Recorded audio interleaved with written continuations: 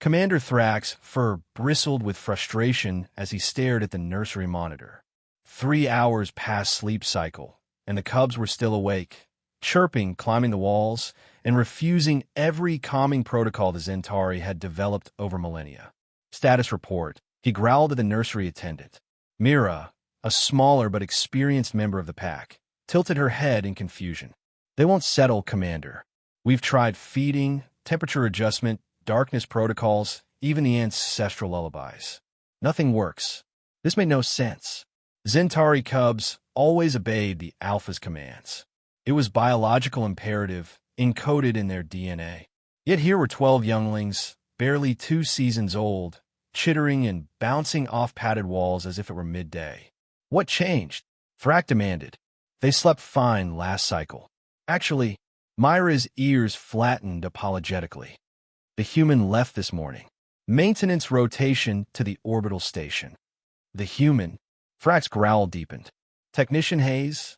Yes, Commander. Thrak's claws scraped the metal floor. The human had been assigned to their ship 3 months ago. A small, furless creature that seemed fragile and awkward among the Zentari's powerful forms. Most of the crew ignored him, and Thrak had assumed the cubs would fear him. He'd been wrong. Somehow, impossibly, the cubs had adopted Hayes as part of their pack.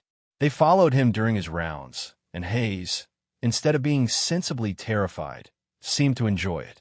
Thrak had even caught the human sitting in the nursery during off hours, surrounded by purring cubs. Contact the human, Thrak ordered. Tell him to return immediately.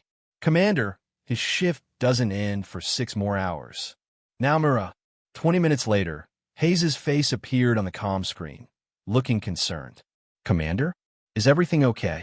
The cubs won't sleep, Thrak stated flatly. Hayes blinked. And, you need me? Apparently. Thrak's tone made it clear how absurd he found this situation. To his surprise, Hayes smiled. That strange expression humans made when pleased. I'll catch the next shuttle. Be there in 40 minutes. Thrak watched the cubs while they waited. They'd gathered near the nursery entrance, small bodies pressed against the door, making questioning chirps. Waiting. The Alpha had commanded them to sleep. The attendants had used every technique. But the cubs simply waited.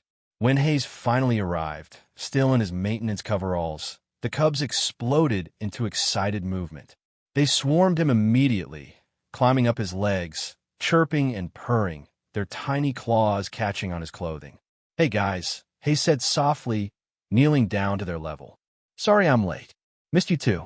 Thrak watched from the observation window, his warrior's mind trying to understand the dynamics. Hayes wasn't dominant.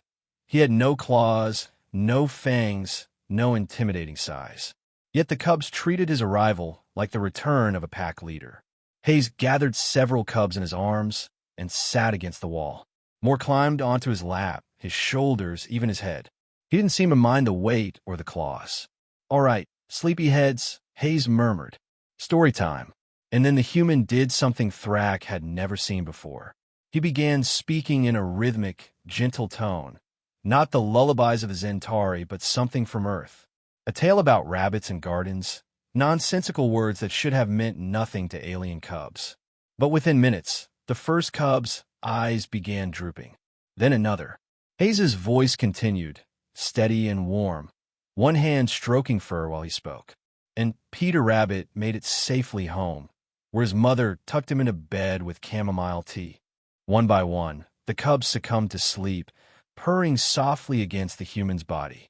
Hayes adjusted them carefully, making sure each one was comfortable, supported by his arms or lap or chest. 15 minutes after he'd started, all 12 cubs were unconscious.